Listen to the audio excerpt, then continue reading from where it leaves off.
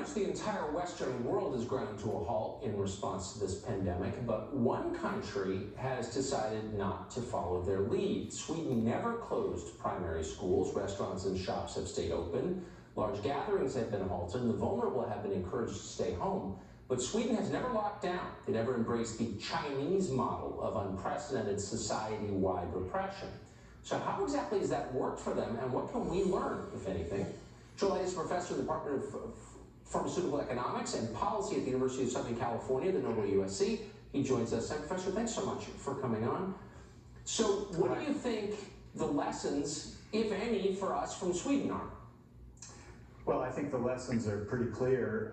Sweden has about the same deaths per million as the United States, and yet they haven't gone through anywhere close to the pain and suffering and lost careers, lost jobs, lost families that we've had to deal with. They're out enjoying life. They're in parks, restaurants, and theaters. So for my entire lifetime, and my last name is Carlson, so I pay attention to this, the left has kind of lauded Sweden as a model for the rest of the world. The Swedish model was always the one held up as the best way.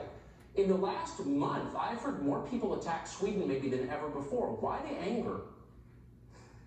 I think it's somewhat justified. I think Sweden is proving to the world that none of this is necessary, and so, why do we Americans have to do silly things like not go to beaches, not go to parks, not go to restaurants and cultural events, not even go to our religious ceremonies? So, and the Swedes are, they have limitations, a few, and I think under the circumstances they're relatively sensible given the mass hysteria everywhere else, but they don't engage in those things. And if you compare Sweden to Norway, which is a very similar country, right next door, 1,000-mile yes. open border, Norway slammed their economy into reverse, and Sweden's doing much better.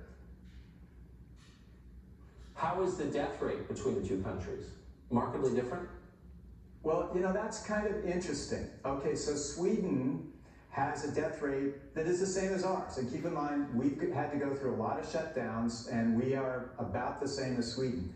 Norway has a lower death rate, although we can argue whether that's statistically meaningful, but their total case rate is actually higher than Sweden. So they went through all these shutdowns, all these restrictions, all these business closures, and they still have more cases. And no one on the side of let's do social distancing can explain to me why is it that if you shut down the economy, you get more cases? And why is there a difference between deaths per case and in between two countries? That doesn't really make a lot of sense. If you're going to engage in these social controls, they should control deaths. Isn't that the whole point? We're not trying to control cases, we're trying to control bad outcomes like deaths. Right, no, it's a very good point. But instead of paying attention to any of that, we rushed headlong into the Chinese model and ignored the Swedish model. It really should tell you a lot. And we're going to spend years trying to figure this out, but I think we're on the sense already. Professor, great to see you tonight. Thank you.